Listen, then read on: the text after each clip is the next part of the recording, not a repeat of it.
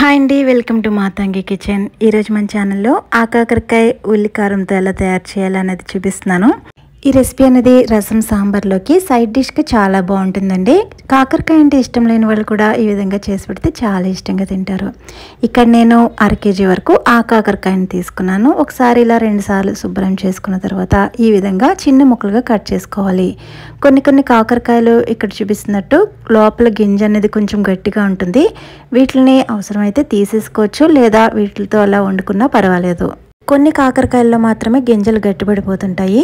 అయితే అన్నీ అవసరం లేకుండా ఇలా తీసేయని అవసరం లేదు, ఆ గింజలతో పాటు కట్ చేసుకోవచ్చు. ఈ విధంగా కట్ చేసుకునే ముక్కల్ని రెడీగా పక్కన పెట్టండి. ఇప్పుడు ప్యాన్ పెట్టుకుని 4-5 స్పూన్ల వరకు ఆయిల్ వేసుకోండి. ఈ రెసిపీకి కొంచెం ఆయిల్ ఎక్కువే పడుతుందండి. ఇలా ఆయిల్ హీట్ అయిన తర్వాత ఇక్కడ చూపిస్తున్నట్టు తాలింపు వేసుకోవాలి. ఆవాలు, జీలకర్ర, పచ్చిమిర్చి వేసుకున్న తర్వాత దంచుకున్న వెల్లుల్లి రెబ్బలు 5-6 తీసుకోండి. 2 ఎండుమిర్చి, అలాగే కరివేపాకు. ఇవి ఎర్రగా వేగిన తర్వాత దీనిలోకి మనం కట్ చేసి పెట్టుకున్న కాకరకాయ ముక్కలను వేసుకోవాలి. ఇలా వేసుకున్న ఈ కాకరకాయ ముక్కలకి మనం వేసుకున్న తాలింపు బాగా పట్టేటట్లు ఒకసారి బాగా కలుపుకోండి.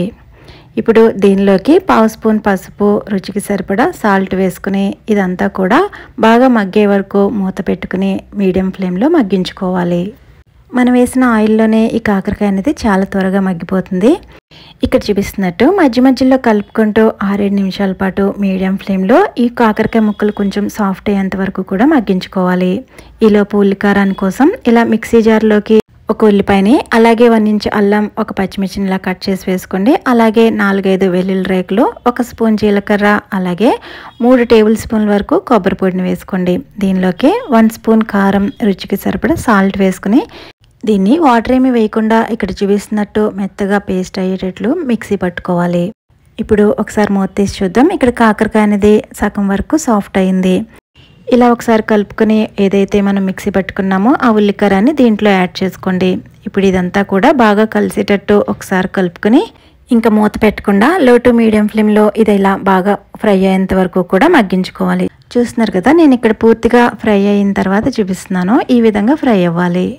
అంతేనండి, అస్సలు చేదు లేకుండా చాలా రుచిగా ఉండే ఈ కాకరకాయ ఫ్రైని మీరు ఒకసారి ట్రై చేయండి. మీకు చాలా ఫేవరెట్ అయిపోతుంది రెసిపీ అన్నది. ఈ వీడియో నచ్చితే లైక్ చేయండి, సబ్స్క్రైబ్ చేసుకోవడం మర్చిపోవద్దు. మరో మంచి వీడియోలో మళ్ళీ కలుద్దాం.